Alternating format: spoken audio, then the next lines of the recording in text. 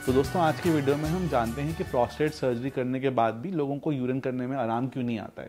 क्योंकि बहुत सारे ऐसे पेशेंट्स मेरे पास आते हैं जो कहते हैं सर प्रोस्टेट सर्जरी हमारे किसी जानने वाले ने कराई है और उसके बाद भी उनकी प्रॉब्लम ठीक नहीं हुई या प्रॉब्लम और बढ़ गई। तो ऐसा क्यों होता है, आज इसी के बारे में हम बात करेंगे। और इस वीडियो का हमने शीर्षक रखा है कि प्रोस्टेट सर्जरी फेल क्यों हो जाती है ना। ऑल्दो ये फेल नहीं होती है, उसमें सर्जरी तो यूजुअली ठीक ही होती है और कई सारे कारण होते हैं जिससे वो डिज़ायर्ड आराम नहीं मिलता मरीज को जो वो चाह रहे होते हैं। तो उसको हम फेल कहें सही नहीं है, बट मरीज़ यूजुअली इसी तरह से इसको पूछते हैं कि सर ये हमारी सर्जरी फेल तो नहीं हो जाएगी या उनकी सर्जरी फेल हो गई थी। तो हम इस टर्म में इसकी बात करेंगे कि प्रोस्टेट सर्जरी फेल क्यों होती है। तो कुछ रीज़न्स हैं इसके दोस्तों जिसके बारे में हम चर्चा करते हैं। सबसे पहला रीज़न जो है प्रोस्टेट सर्जरी के फेल होने का, वो तो ये है कि काफ़ी बार ब्लैडर ही कमज़ोर होता है। यानी कि यूजुअली मरीज़ हमारे पास आते हैं और यूरोलॉजिस्ट उनको देख के कहते हैं कि आपका प्रोस्टेट बहुत बढ़ गया है, या तो आप दवाई खाइए या आप ऑपरेशन पे जाइए। और प्रोस्टेट कई बार बहुत ज़्यादा होता है तो कुछ सूरत हाल में डॉक्टर साहब कहते हैं कि भाई आप ऑपरेशन ही कराइए क्योंकि इतनी बार इन्फेक्शन हो रहा है, आपको दवाई से आराम नहीं आ रहा है, या कोई और भी कई सारे छोटे छोटे कारण होते हैं जिनकी वजह से ऑपरेशन की सलाह दी जाती है। और फिर ये नहीं देखा जाता कि क्या ब्लैडर भी कमज़ोर है। और यूजुअली इसको जानने के लिए दो अहम सवाल होते हैं जो कई बार ओपीडी की भीड़ में मिस हो सकते हैं, जैसे कि क्या आपकी कमर में दर्द रहता है, या क्या आपको मोशन करने में यानी कि कोई कॉन्स्टिपेशन रहती है, लैट्रिन करने में दिक्कत रहती है। अगर ये दोनों प्रॉब्लम्स हैं, लैट्रिन करने में समस्या रहती है, कब्ज़ रहती है या कमर में दर्द रहता है, तो आमतौर पे ये बताता है कि हमारी प्रोस्टेट के अलावा हमारा ब्लैडर भी कमज़ोर हो सकता है। क्योंकि हमारी रीढ़ की हड्डी से जो नसें आती हैं जो ब्लैडर को सप्लाई करती हैं, जो कि हमारे यूरिन को निकालने में बहुत ज़रूरी हैं, कई बार उनकी कमी की वजह से भी यूरिन प्रोस्टेट निकल जाने के बाद भी नहीं आएगा। तो ये हमने कई बार वीडियो में बात की है मोटर और टूटी की। ये एक मॉडल है मोटर एंड टैप मॉडल, यानी कि अगर मोटर ही जली हुई है तो टूटी को खोलने से पानी नहीं आएगा। तो दोस्तों अगर मान लीजिए कि ब्लैडर कमज़ोर है तो काफ़ी बार प्रोस्टेट सर्जरी हो जाने के बाद जब यूरिन नहीं आता तो डॉक्टर एक यूरोडायनेमिक्स टेस्ट की सलाह देते हैं। और यूरोडायनेमिक्स टेस्ट के बारे में भी हमने एक वीडियो में चर्चा की हुई है। इस टेस्ट के ज़रिए हम समझ सकते हैं एग्जैक्टली कि ब्लैडर कितना कमज़ोर है, क्या ये ठीक हो सकता है या ये नहीं ठीक हो सकता है, और फिर इसके लिए कुछ दवाइयाँ कर सकते हैं, या कई बार बहुत ही ख़राब कंडीशन होने पर नलकी डाल के पेशाब करने की सलाह भी मरीज़ को दी जाती है। इसको हम CIC कहते हैं। दूसरा अहम कारण जिसकी वजह से ऑपरेशन के बाद भी मरीज़ को पेशाब की समस्या रहती है वो होता है सबमिएटल स्टेनोसिस। सबमिएटल स्टेनोसिस यानी जो पेशाब का रास्ता है आगे से उसके जस्ट थोड़ा सा ही 1 सेंटीमीटर आगे सबमिएटल रीजन होता है, और वहाँ पे दूरबीन के जाने से कई बार चोट लगने से वो रास्ता सिकुड़ जाता है, तो वो रास्ता पूरा बंद हो जाता है। कई बार तो एक सुई भी उसमें से पास नहीं हो पाती ऑपरेशन के बाद।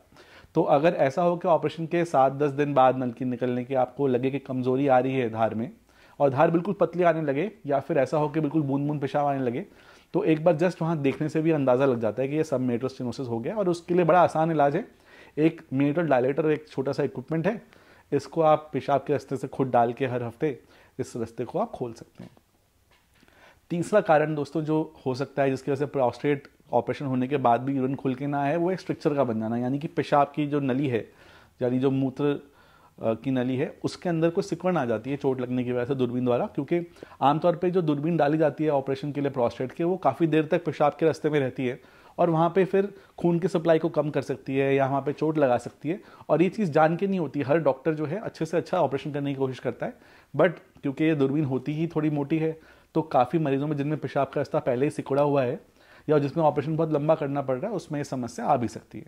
और इसका इलाज भी फिर सरल है कि इसमें हम एक ऑपरेशन द्वारा दूरबीन के ही इस रास्ते को दोबारा खोल देते हैं और फिर मरीज़ को सलाह देते हैं कि इस रास्ते को खुला रखने के लिए बीच बीच में वो कुछ कुछ हफ्तों बाद या महीनों बाद पाइप डालते रहें या चेक कराने आते रहें, और उससे भी फिर ऑपरेशन के बाद ये चीज़ को आराम से ठीक किया जा सकता है।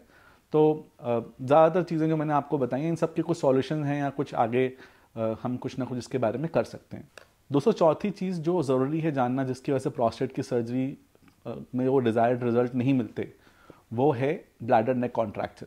यानी कई बार क्या होता है कि हम बहुत सारा गदूद निकालने के चक्कर में ब्लैडर के जो मुंह है, जो ब्लैडर का नेक बोलते हैं जिसको हम, उसके अंदर काफ़ी एक्सटेंसिव रिसेक्शन करते हैं। और ब्लीडिंग ज़्यादा होने से वहाँ पे ब्लीडिंग को रोकने के लिए काफ़ी ज़्यादा एनर्जी का इस्तेमाल करते हैं, जिसको हम कॉटरी या लेज़र जो भी हम इस्तेमाल कर रहे हैं वो प्रोस्टेट निकालने के लिए उस समय। तो उसके बाद क्या होता है कि वहाँ हीलिंग होने से वो जो ब्लैडर का माउथ है वो वापस सिकुड़ जाता है, और कई बार बहुत छोटा होता है। जैसे कि पेशाब के आगे का रास्ता सिकुड़ के छोटा हुआ था सबमिएटल स्टेनोसिस में, वैसे ही पीछे का रास्ता सिकुड़ सकता है। इसको हम ब्लैडर नेक कॉन्ट्रैक्चर कहते हैं। और अगेन इसका बड़ा सरल उपाय है, एक छोटा सा फिर एक ऑपरेशन करना पड़ता है जिसके द्वारा इस ब्लैडर के माउथ को फिर से खोल देते हैं, और आमतौर पर दोबारा फिर ये परेशानी नहीं आती है मरीज़ को। है ना। तो ये भी एक कॉमन रीज़न है जिसके लिए दूरबीन की जांच करके हमें पता लग सकता है या यूरोफ्लोमेट्री द्वारा पता लग सकता है, और इसका एक सरल उपाय किया जा सकता है।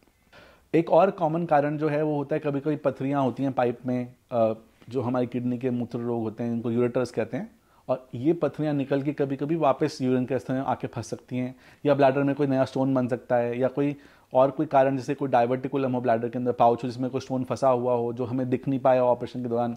ऐसी चीज़ें कभी कभी बहुत रेयरली बाहर आ सकती हैं, सामने आ सकती हैं, और ये पथरियाँ अटक के भी सेम सिम्टम्स कर सकती हैं। पेशाब नहीं आता है, अगेन इसका इलाज सिंपल है, पथरी को निकालना है, कोई बहुत चिंता वाली बात नहीं है। जो छठी चीज़ है जिसकी वजह से कई बार ऐसा होता है कि प्रोस्टेट सर्जरी के बाद भी आराम नहीं आता है, वो है प्रोस्टेट का दोबारा बढ़ जाना।